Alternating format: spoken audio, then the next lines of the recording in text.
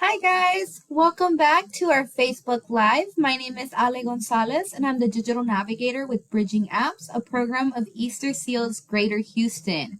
We are back after a week off and today we're going to be talking about apps for the summer. I know it's still technically spring, but with the heat going on here in Houston, it definitely feels like summer and it's important to, stay safe out there. Don't stay out too long, stay hydrated, and really know where you're going so that you're not wasting time in traffic and you're getting all of those summer activities in. Which is why I'm going to be talking about two different apps today. One of them called Google Maps and the other called the Weather Channel. So both apps are completely free to download. However, the Weather Channel has some premium add-ins that you can purchase for additional features as well as to remove the ads. And I'll go ahead and jump into that in a little bit. Let me go ahead and share my screen so that you guys can see the apps I'm talking about. The first one that we're going to go over is the Weather Channel, and it's going to be that blue icon with the white lettering that says the Weather Channel. And so this is available for iOS and Android. And it's a weather app, but it's a really, really good weather app with additional details and features that are just super helpful when you're trying to plan out your day, your vacation, whatever it might be. This is super helpful for me because it gives me that temperature in that big block up top, but it also lets me know what's the feel like temperature. So things like humidity, wind, rain, things like that can all affect how hot or how cool the actual temperature feels like outside. And so I love that it's just there in your face. You don't have to go looking for it elsewhere. Off to the side, you can kind of see an hourly or even daily breakdown on how that weather's going to look like. So I know for a fact that from 1 p.m. to about 7 p.m., you're going to find me in a room that has AC because it is going to be super duper hot. Along with the Weather Channel, it gives you a little bit more information about different things that have to do with the weather, the wind, the humidity, the pressure, and things like that. But because it is part of the Weather Channel, and it does have this news aspect to it where you can see some of the latest news happening, especially for different forecast type of weather that you need to know about in different areas of the country. For example, the fires up in Canada and how that's kind of coming down to New York, Chicago, and those northern states. You can also have the hurricane tracker, and then a really cool feature is going to be the radar and maps. In case you're traveling somewhere and you know there's going to be a storm, you can kind of stay informed on that. Now, the one thing about the weather app is that if you download the free version, you are going to have those ads at the bottom. And so if it's not something that bothers you, you can always click that X and it's going to get rid of the ad. However, it's going to leave that blank box there.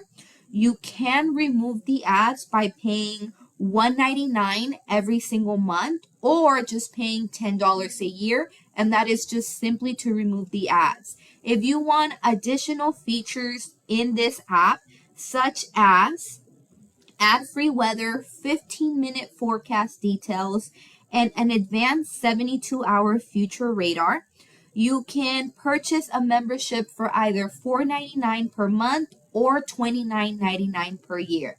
And what I really, really like about it is that you can create different alarms for different things you want to be notified about. So like significant weather, real-time rain.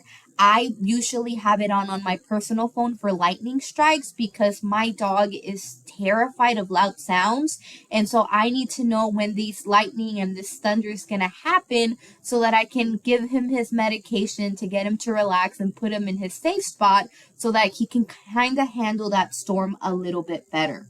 You can also change the location up here so you don't just have to do the location that you're currently at. You can add other locations for family members that live out of state or out of city.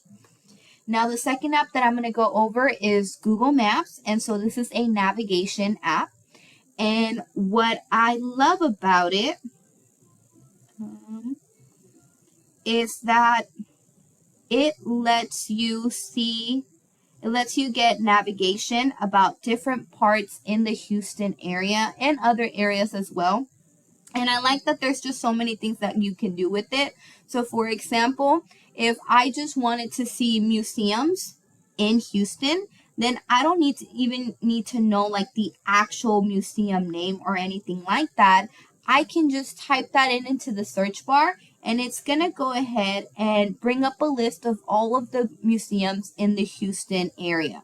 And so if I want directions, I can go ahead and click on that direction button, and it's going to give me step-by-step instructions on how to get to the National Museum of Funeral History. And then from there, you can set up for me personally, when I'm driving, I don't like Google talking to me and letting me know where to turn or to keep going straight for 5 miles every mile that I'm driving. So you can actually change those notifications so that it only gives you the important ones. So right before you're about to turn, a mile before you're about to turn, you can set that on so that it only gives you that important rather than your whole trip. Or if you're a visual person and you have a CarPlay screen on your car, then you can also just turn off all of those notifications so that you can just view it on your screen. However, of course, be careful with that. Houston traffic can be dangerous sometimes, so just be aware of that. What I also like is that you can save places here. So if you visited a restaurant, last month for your birthday and you just absolutely loved it, but you have bad memory and you're not going to be able to remember a couple months down the line, oh, that great place where I had that great sushi, you can always just drop a pin.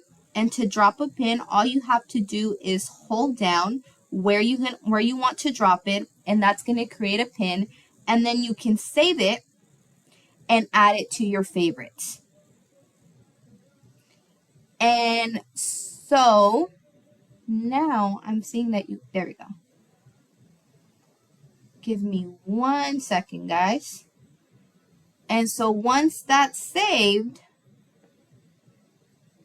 you can go ahead and see and put it in a different category for want to go, travel plans, start places, things like that.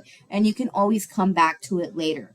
There is really just so many things that you can do with Google Maps, such as changing the map type to satellite terrain. And if you're traveling through transit or maybe you're walking somewhere, you can do the street view or the transit, and it'll send you those notifications.